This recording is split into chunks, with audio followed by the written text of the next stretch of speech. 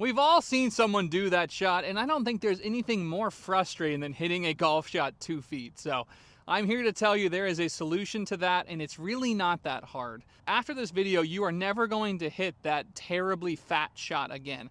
And today I want to talk about this idea of being tall. The other day on my socials, I posted this video where I was standing on a bench and I was swinging, and I said stay tall, meaning if I'm on top of this bench, I can't touch the ground because I'm a foot off the ground. That's the idea that we're really going to dive in today.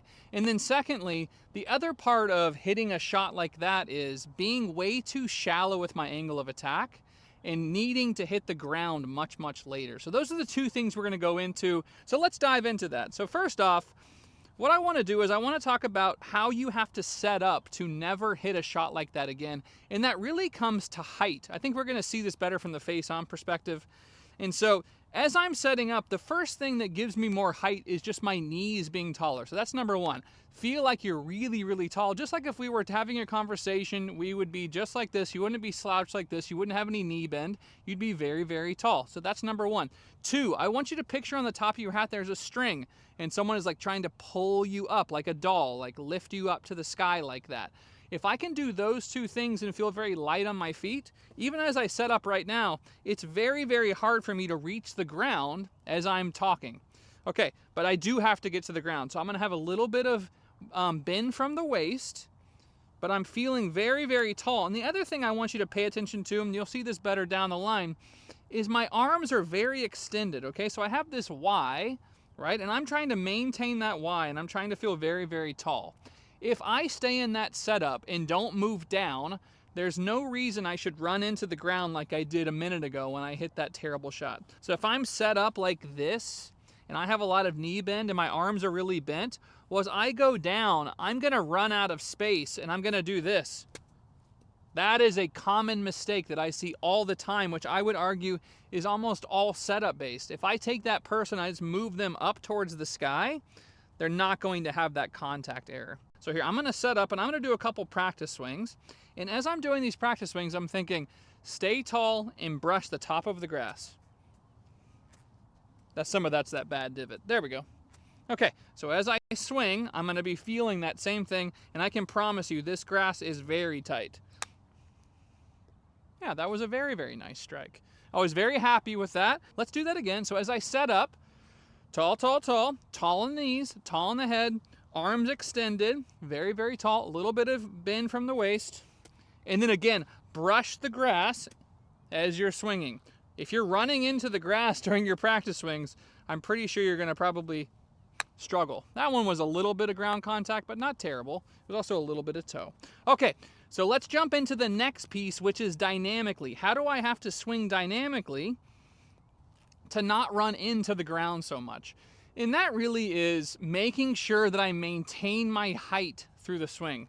Okay, so as I swing, if I have any movement down this way, down to my trail side, those two movements are short game killers. You do not see people, just in sports in general, moving this way when they're trying to go that way. If I'm moving this way, trying to go that way, I'm probably not going to hit a very good shot, make a basket, throw a very good ball. NFL quarterbacks do that, they throw interceptions. Okay, so as I'm setting up here, I'm focused on my height, and now I'm adding, I want to move to my lead side while staying tall. It almost feels like I'm gonna like thin it. Okay, there we go. So I'm staying tall, maintain my height. Oh, that was so good. That had so much spin because I hit it so low on the face. You'll see that from this perspective.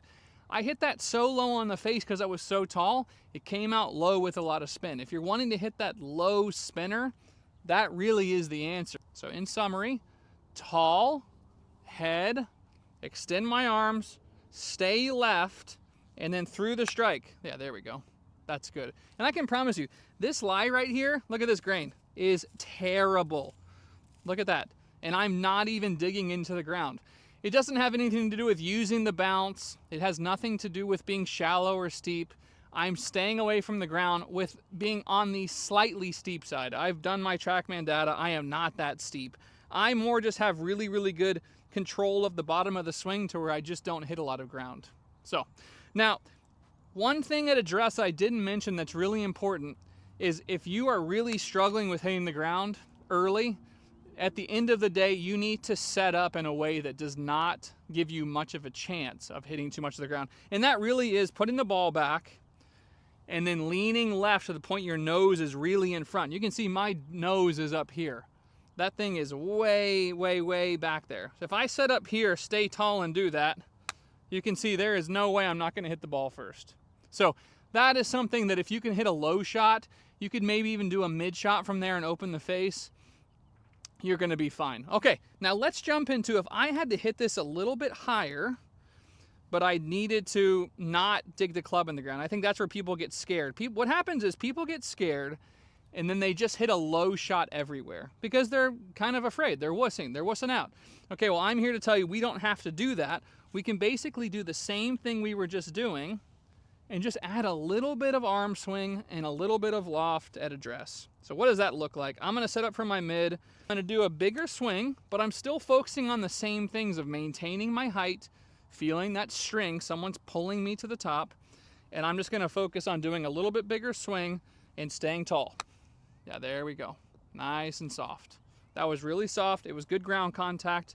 Very happy with it. Okay, let's do that again. I'm staying tall. 1, 2. As you can see when I finish, I'm getting taller. If you watch my head on these shots, what you're gonna notice is I'm actually growing through the strike even taller. 1, 2, look how tall I am on my finish. I am definitely straight up. There's none of this. My knees are not buckled. I'm very, very tall. Okay, now let's go to a higher shot. Because ultimately, if you want to play high level golf, you need to be able to hit these 3 shots with bad lies in the winter, especially if you play anywhere with Bermuda and it gets kind of cold. Okay, so now I'm going more open face. Again, watch the video.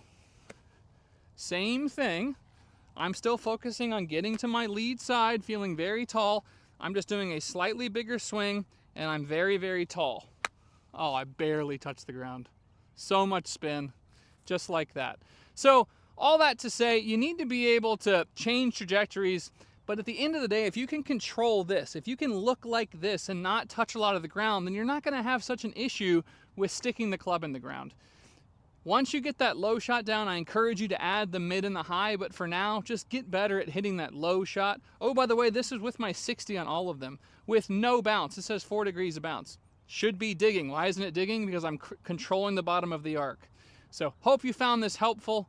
Subscribe if you haven't. Please drop a comment. I would love to hear your thoughts on this video. And best of luck next time you have to deal with this amazing winter grass.